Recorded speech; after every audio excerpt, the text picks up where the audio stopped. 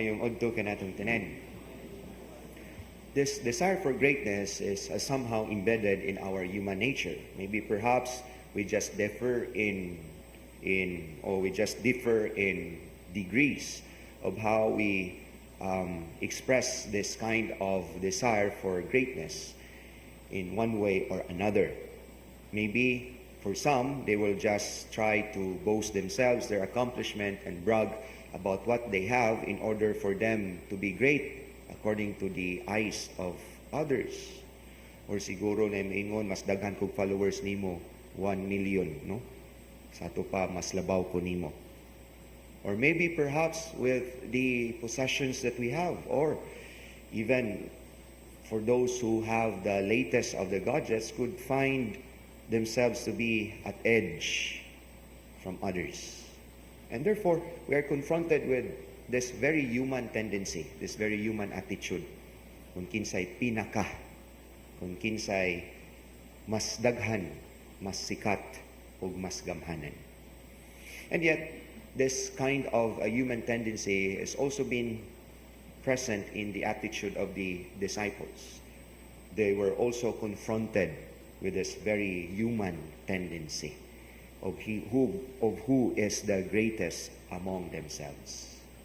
And yet the Lord understands very well that if we are misguided with this kind of pursuit for greatness, then it would consume our very selves.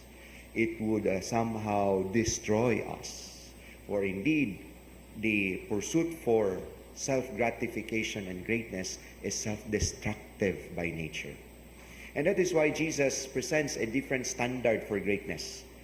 Of course, different from the standards of the world, the standards of our human desire.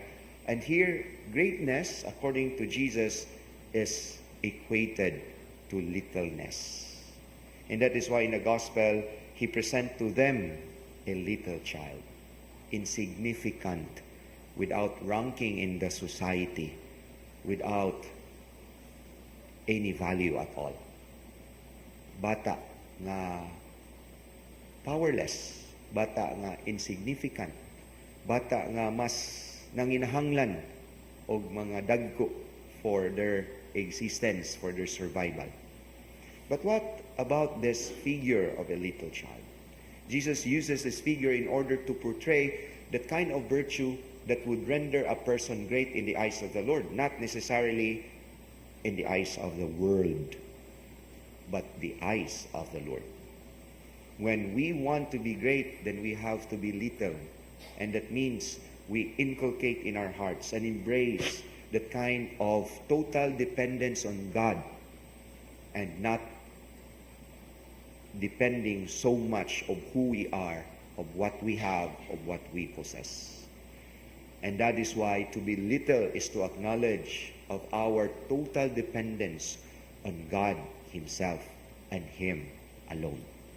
Ug mo hinungdan sa nindot kay nga sugilanon ni Job in the first reading, for we are familiar with the temptation of the tests of Job, that he have been stripped off with all his livestock, and unfortunate events fall with series of unfortunate events, including the death of his children, and yet he did not somehow offend God, but telling him the Lord gave and the Lord had taken away.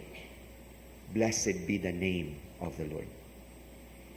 Sa mga tawhanon nga attitude, kung adunay mga misfortunes but that befall upon us, siguro mahurot ang yaw-yaw, mahurot ang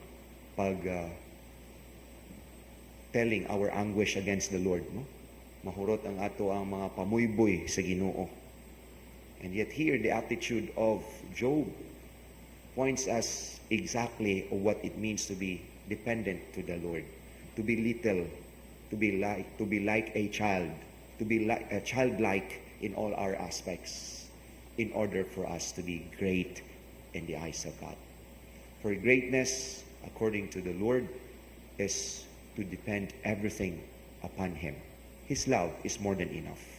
His love is sufficient. and to acknowledge that we are nothing before the Lord. And in this way, we are great in the eyes of Jesus. Amen.